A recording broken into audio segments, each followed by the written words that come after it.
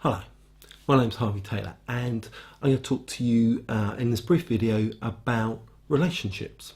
So, first thing I'd like to say is that I think there are really 5 key elements to maintaining and developing a healthy relationship with another human being. And you can take this in any kind of context you want. So whether you're talking about a romantic relationship or whether you're talking about even a work relationship, I think the same basic principles still apply. Okay, so let's start off with principle number 1, which is just this whole notion of relationship. Because if you think about it like this, there isn't actually any such thing as a relationship. You can't put it in a bucket. Something I'm very fond of saying. So what is it? Well, actually, if you turn the relationship back into the process that it describes, it's the process of one human being relating to another human being. So why is that important? Well, simply because once you turn it back into the process of one human being relating to another human being, it means that there are things that you can do differently in order to improve your relationship. As long as it's some kind of like thing out there, it's, for a lot of people, it's like there's nothing you can do. My relationship's gone bad. Well, okay, like what? Like an orange that's gone bad? No, it's something that you do, it's something that your partner does. Okay, so that's number 1. So let's go on to number 2. So element number 2 really, or principle number 2 if you want to call it that, is really the idea of flexibility. You see, what happens with a lot of people is that they go into a relationship or they encounter difficulties in their relationship and start thinking in very rigid ways. This has to work. We must sort this out. We've got to stay together, or we've got to stay apart. Whatever it is, once you start making those kind of demands, once you start thinking in those kind of rigid terms, you're really on a hiding to nothing. So maintaining that flexibility by focusing on what you want, encouraging your partner to say what they want as well, you're much more likely to be able to sustain that degree of flexibility that really makes for healthy relationships. Okay, so number 3 then. Number 3 is about being normal. Now, I don't know if you're normal or not. All I know is that I'm not normal. And the reason I know it is because there is no such thing as normal. Actually, the term normal is just a statistical term. It just means what the average number of people do, the majority of people do, if you like, within a given population.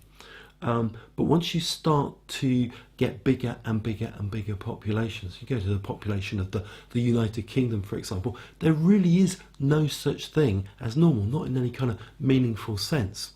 Okay, so there might be what's normal for your family. There might be what is normal in terms of the TV programs that you watch. There might be what's normal in terms of the newspaper that you read, or in terms of the friends that you listen to and the friends that you don't listen to. But actually what's really important is not what's normal, but what works for you and what works for your partner. And I don't mind whether you're thinking about this in the context of sex or whether you're thinking about this in the context of just getting on with each other on a day-to-day basis. There is no such thing as normal. It's just what works. Okay, so principle number 4 then. And in some ways I think this is the most important principle, because this is about being able to relate to people in the knowledge that you can also survive on your own. And this is where boundaries come in. So principle number 4 is about maintaining healthy boundaries. And by a healthy boundary, I don't mean that it's not good to get completely lost, completely immersed in your relationship from time to time. In fact, it can be a really wonderful thing. I think it's good. But it's not good if that's what you do all of the time, because it's useful and healthy, I believe, to sustain some sense of yourself. As long as you know, and this is just a belief, it's not something that you can prove one way or the other, as long as you know, as long as you believe that you can cope on your own, you can be a happy, productive, resourceful individual on your own, you're much more likely to have a healthy relationship with anybody that you want to have a relationship with.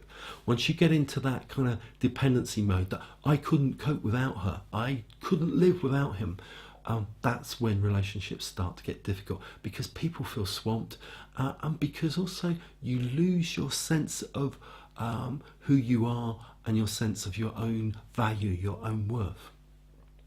Okay, so principle number 5 then. Principle number 5 is really quite simple.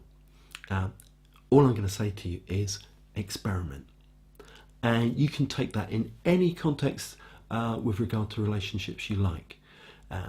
If you find yourself in any situation in the way that you relate to another human being, and start to notice that there's a pattern, that when I do this, I get this response, and then we end up having a row, and this has happened before, then you know you're in a pattern, and now it's time to do something different, to experiment.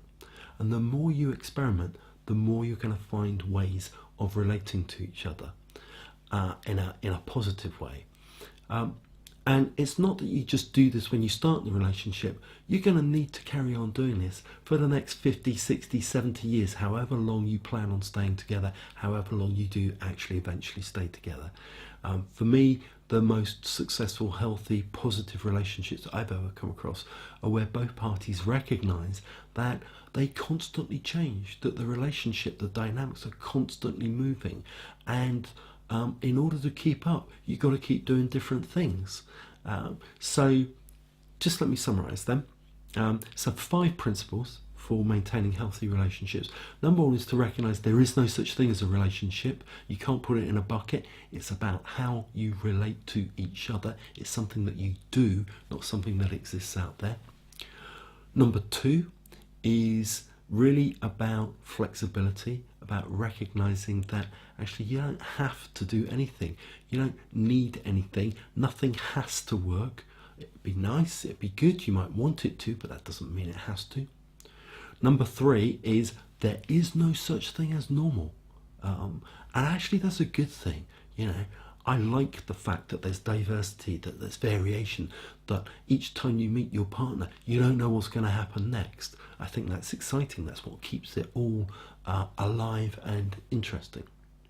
Number 4 is that it's really important to keep really healthy boundaries, to maintain some sense of yourself, as well as sometimes allowing yourself to become totally immersed in the relationship with the other person.